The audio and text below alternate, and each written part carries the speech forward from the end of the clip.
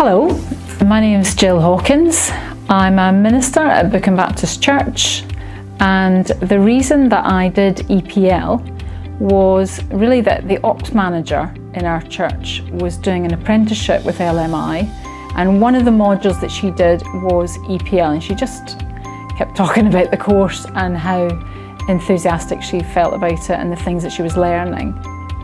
And I realised I'd never really done any real leadership training. So I had been to seminary, so I'd been trained for my profession, but I had never really learned much about leadership. And I thought it'd be good to start with leading myself well. So that's why I did the course. One of the most valuable things I think was that I had to write a personal mission statement. So this is something that I'd heard about lots of times. It was something that I had thought might be a good thing to do. I'd never got round to doing it. But the exercise of doing it and of writing one draft after another and honing it and improving it really clarified for me what my sort of reason for being is.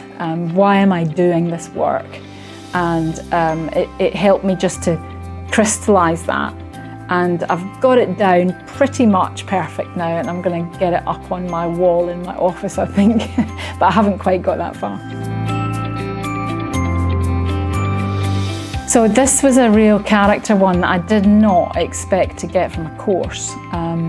But I'm not much of a dreamer, or at least as I've grown into my 50s, any ability to dream that I had as a child had really kind of fallen away amidst what I thought was practical and what was possible, and I decided what was the point of dreaming if what I was dreaming was so far from reality. But the course really provoked me, not just to dream one or two, but to write a whole list of things that I dreamt about that I would love to do. And I realised that a whole lot of things in my heart that I loved to do that had fallen by the wayside. And one of them was skiing. And because I wrote the list and wrote, I love to ski, I thought, why have I not skied for years? And it did result in booking a skiing holiday and taking a group of 15 people to Switzerland last year. So that's a big personal one because it's sort of stirred that ability to let loose what I think is possible and dream about what it really is possible, what's out there for me. So that's an interesting one because I think I was fairly organised before, but what it's helped me to do is to be a bit more deliberate, a bit more intentional about setting a target, working out the steps to get to the target, revisiting my steps to make sure that I'm making, sometimes it's only incremental progress towards the target, but it makes sure that you're moving all the time towards where you're going. And I think the other thing has been to take away those things that felt too far from me. So I would be very practical. It's connected with a dreaming one, I suppose, what I felt was possible as a target and work towards that. But what it's helped me to see is that something that I would consider to be a little beyond me can also be set as a target, because you can then still work backwards, and that's why having the mentor helped, because you sit down every so often and think, well, if that's the target, and she was quite good at thinking, well, you could do that towards it and that towards it, and every step takes you a little bit closer to what becomes more possible.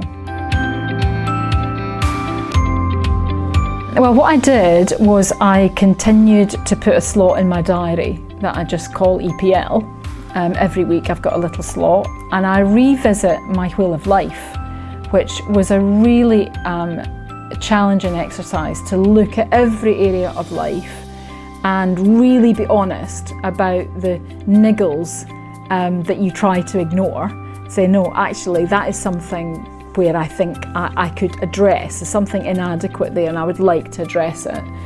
So what I do is I look at that every week and I work on one tiny thing. So it never feels overwhelming, but it does always feel like there's some progress being made. And that's had all sorts of practical outcomes. One of them was that I had to face the fact that I was kind of neglecting my family life sometimes, and I wanted to prioritise that. So I decided to effectively put a boundary into my diary from 5 till 7, Monday to Friday. I stop work at 5. I don't book a meeting at 4:30. I stop work at 5. And that gives me a leisurely slot of 2 hours to chat to my teenagers when they're in from school, to have a chat with my husband, to cook my evening meal, to sit and eat with the family, and to do that in an unhurried, I'm not glancing at the clock, or I'm late for my meeting, or I need to prepare for this before that evening meeting. It's protected time, and it's made a kind of atmospheric difference to our family life. I think the course surprised me because the Wheel of Life did that global thing. And so there are all sorts of things that it touched upon. And one of the things it showed me, which was really reassuring, was that a load of the parts of my life were really well balanced. So I did exercise regularly and look after myself. And so to do that section, score myself quite high and think, well, actually there's just a little change I'd like to make there and there, can really give you confidence. So I think EPL has generally affected my confidence, not just in what I do now, but in what I'm capable of doing.